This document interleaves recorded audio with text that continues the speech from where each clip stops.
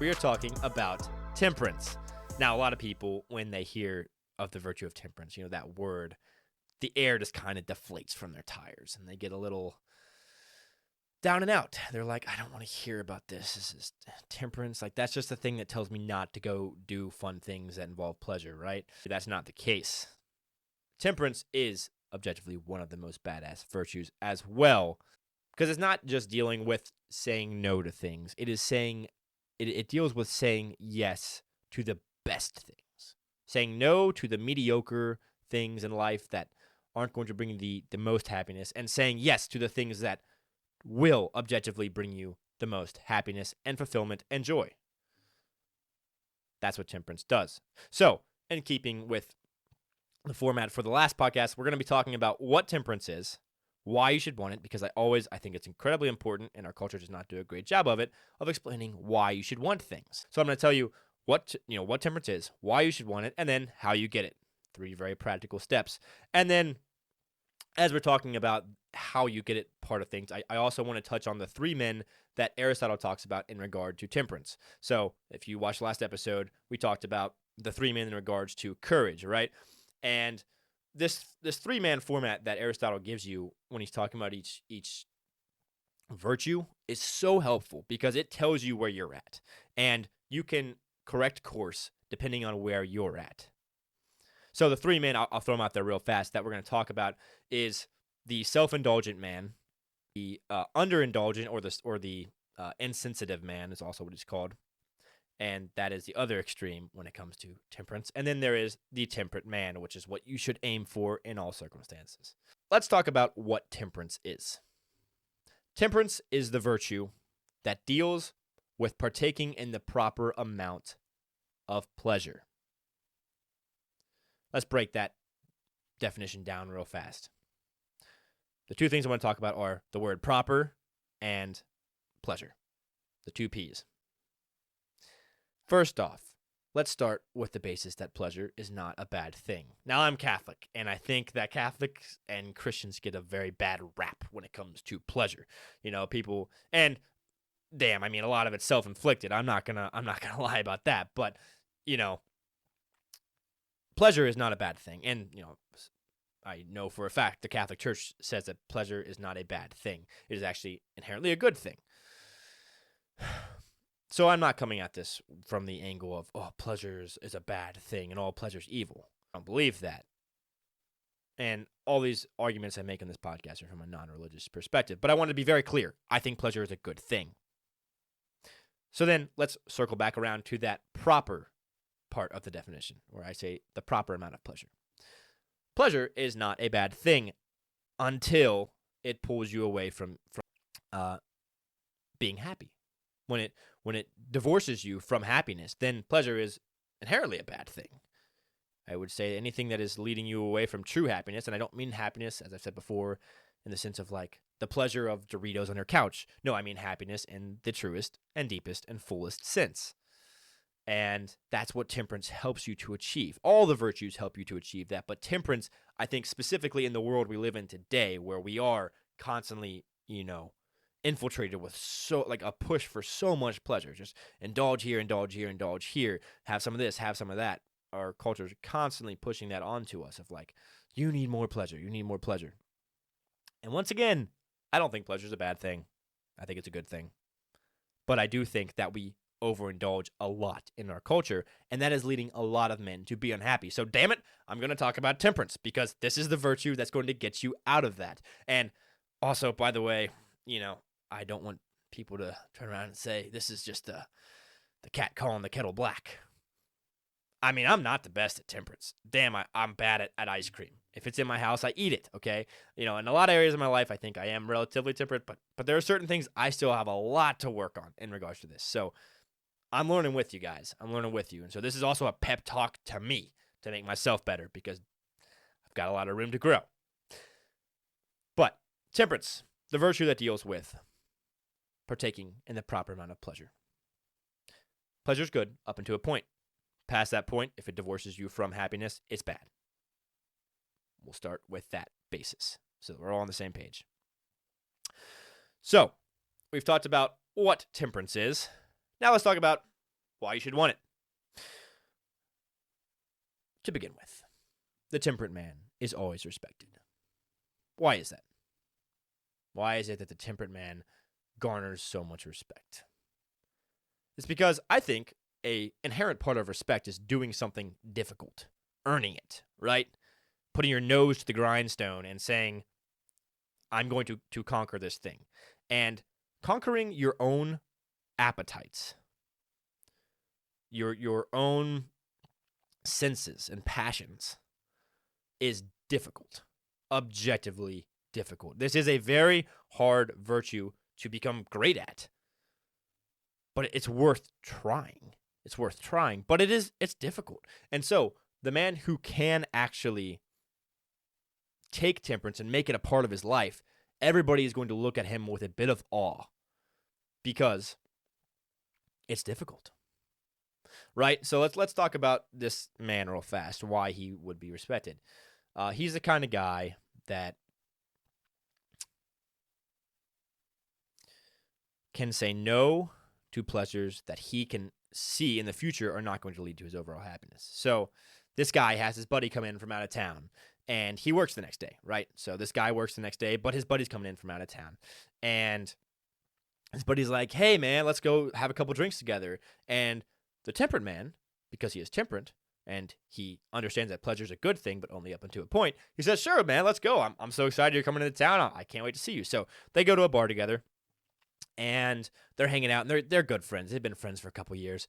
And his buddy's, trying to push more and more drinks onto him because he kind of wants to get sloshed because the buddy doesn't work the next day, but the temperate man does.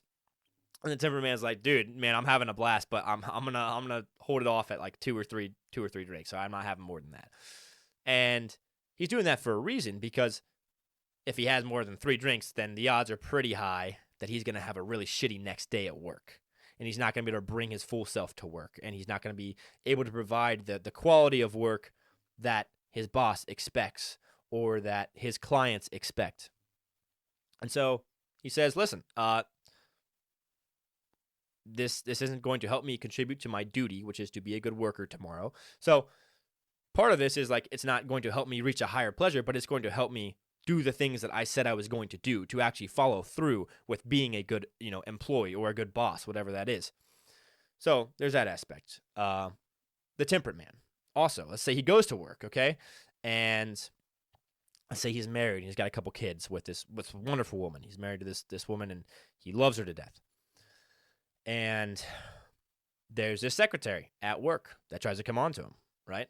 And the temperate man, without skipping a beat, says, get away from me. Get away from me. I don't want you. I don't want you. I love my wife more than anything. I'm going to stay true to her. And there's nothing you can do to ever change that. And the temperate man, sure, has the desire for sex. It's not an uncommon thing. Like he wants the sex from a passion standpoint, but he understands it will not contribute to his happiness down the road. It will destroy the things that he actually finds the most joy in, which is a great family life, a great relationship with his wife, with his children. And he knows all that in an instant, for one taste of pleasure, could be gone. So he says, no. Get the hell out of here. No, that's not what I want. It's not going to lead me to be a happier man. The temperate man will wake up on time, and he will finish what he said he was going to do. He will wake up, he'll work out in the morning, right? And maybe it's just like, this is just an example, but let's say that he works out in the morning before he goes into work. And in order to do that, he says, okay, I want to watch another episode of The Office because it's freaking hilarious. But it's 9:30. I'm going to bed because I have to wake up early and work out the next day. And anybody in the world who is seeing this guy, at first they're going to make jokes about him. They're going to rib him. They're going to give him shit. They're going to say, man, you're just boring. You're so boring these days. But in the back of their mind, they're going to look at him and they're going to say, damn, I respect that. I really do respect that. I mean, just the discipline he has to say no to these things so he can say yes to these things. There's trade-offs everywhere in life, and so he's able to look down the road and say, what is my tomorrow self going to think about my action right now? And that's a big part of being temperate. So that's why. That's one of the biggest reasons that I think you should try and be temperate, is because, first off, it will help you order your life towards happiness, towards achieving your goals, towards having amazing relationships. All the things that a man dreams of, temperance helps you with. So that's why you should try and be temperate. And yes, you will be much more respected if you decide to pursue temperance. There's a big lack of that in today's culture because pleasure is pushed on us from every angle. It is the easiest thing to sell. I mean, you've all heard the saying, like, sex sells, right? I mean, our culture is crazy sexualized, and I think that's been really bad for a lot of men's brains. But sex sells. It's an easy, cheap pleasure, right? Food. I mean, gosh, how much advertising do we have for food all over the place? Like, and once again, I am pro food, pro drinking, pro sex. I'm pro all these things in the right contexts. That's where temperance comes into play. So I understand. This is why I say it's super difficult, especially in today's age where the world is constantly pushing you to partake in more and more pleasure. It's hard to stand up to that. And that's why I kind of talked about courage first before I went into temperance, because I think that to be temperate requires a certain level of courage to actually stand up to the thing in front of you and say, no, my passions say yes, my senses say yes, my appetites say yes, but my truest desire for happiness says no. So get the hell out of here. It's amazing. It's an amazing thing. And so, once again, I have a lot of room to grow in this department, but I hope I've given you a reason for why you should want to be temperate, why you should aspire to be the temperate man. Okay, so we've talked about what temperance is, why you should want it. Now let's talk about how you get it. And so, but before we get into this, I want to talk about the three men that Aristotle talks about in regard to temperance.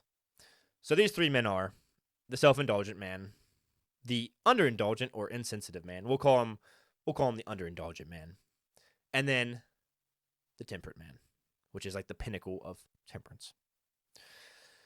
So the self-indulgent man, I believe, is probably the most common man in this world we live in today. And I've definitely been him from time to time, but the self-indulgent man goes overboard with pleasure. He is almost, to a degree, addicted to pleasure. He can't say no. He's like a child, right? He just, like children are kind of like this, they just want more and more and more cookies. And at the end of the day, if you give them all the cookies, they're going to feel like crap afterwards because they're going to have a tummy ache. They're going to feel awful. And this guy is just like an adult who's a child, right? He can't say no, right? So he's constantly spending all his money at the bars, drinking all the time, or he can't stop eating, right? Or he's a serial cheater, right? He can't stay in a relationship because he's always sleeping with the next woman because he just like that desire for pleasure it overtakes his life. It encompasses his entire life. His life revolves around getting the next pleasure hit. So don't be the self-indulgent man, because you'll never accomplish your goals and you'll never actually become happy because you are addicted to pleasure. So don't be the self-indulgent man. And once again, like I said, he is everywhere. And I've been him from time to time. I'm really bad with ice cream. Everybody's got their thing they need to work on. But don't be the self-indulgent man. All right, next let's talk about the underindulgent man. Now, this guy he's pretty rare. However, I have run into him, okay? So I went to I know, people are going to give me shit for this. I'm proudly Catholic. I went to a Catholic college. And there were actually a decent amount of these people there. I love my college. It was a great experience for me. But there were a couple people here that were, in my opinion, the underindulgent man. Who is the underindulgent man? Like, what is his philosophy on pleasure? He thinks pleasure is a necessary evil, right? He looks at food and drinking and sex, and he says, "Oh, they're just things that have to happen. I guess people have to have sex so they can have babies. But if I could make it a different way, man, we would never have sex because that's pleasure and that's evil." He looks at things like this all the time. He thinks pleasure is evil, and like I said, he's very rare in today's culture. And I think that these people give Christians and Catholics and a lot of religions a really shitty rep because, like, Catholicism, man, we're like the religion of drinking. Like, we like to have a good time. But a lot of Christian stuff, they do have this weird puritanical mindset that, like, pleasure in all forms is bad. It's like, no, pleasure in the right forms is amazing, and it should be partaken in. In the wrong form, sure, avoid it. But anyways, that's what the underindulgent man is like. So it's pretty rare that you run into this guy, but he does exist. He's out there. And then let's talk about the pinnacle, the best, the temperate man. So the temperate man, as I stated before, is constantly able to tell himself no in the right circumstances. He understands when things are required. Like, so for instance, if he goes to a wedding, he'll probably drink a little more than he would on a weekday. Why? Because he knows that part of the ceremony, part of the wedding, it is to celebrate, just to celebrate this new couple and the new life they're embarking on together, right? So he's like, yeah, screw it. I'm going to have a couple more drinks than I normally do. I'm going to get a little buzz. I'm going to feel great. I'm going to have a great time. I'm going to celebrate with everyone. So he's great at parties, man. The temperate man's great at parties.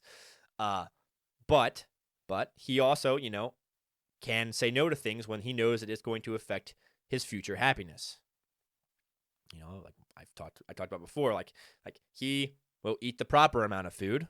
He will enjoy it. He'll savor it, but he won't eat so much that he's going to feel like shit the next day, or he's going to ruin his goals when it comes to, health or fitness.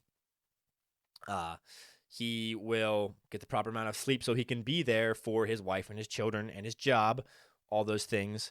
He will sacrifice some of the pleasure of watching a show really late at night and feeling like shit the next day when you wake up early for work.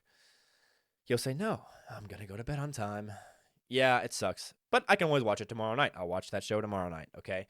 And so he's willing to sacrifice the lower pleasures for the higher pleasures.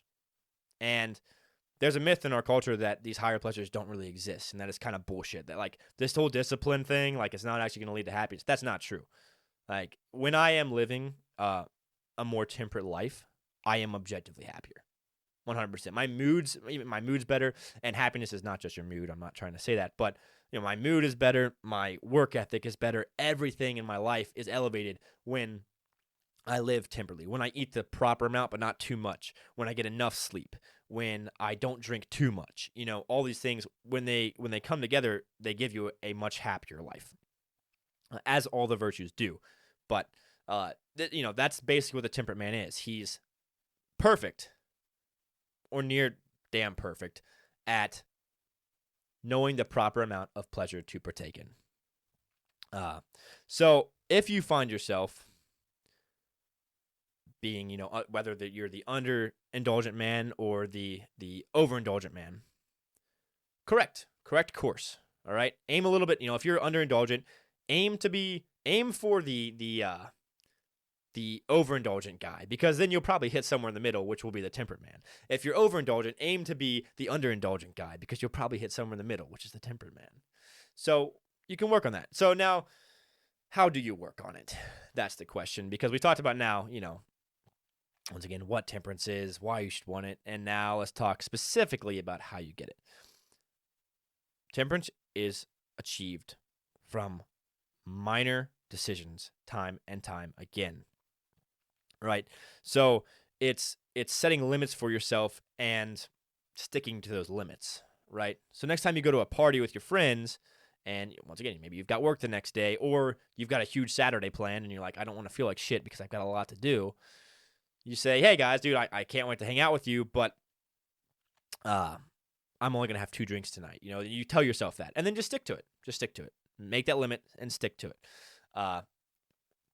Or when you say you're going to wake up early.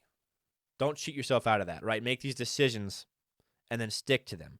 And over time, you will build this backbone of temperance, and you will start to understand, oh, wow, man, when I make these decisions, these tiny decisions across the whole, spectrum of my life, I'm going to look up and say, oh my gosh, I have accomplished more. I feel better. I'm happier. So there's that aspect of that's one way that you build temperance. Another way is to take the time to think about your actions before doing them. And this is something that is obviously easier said than done.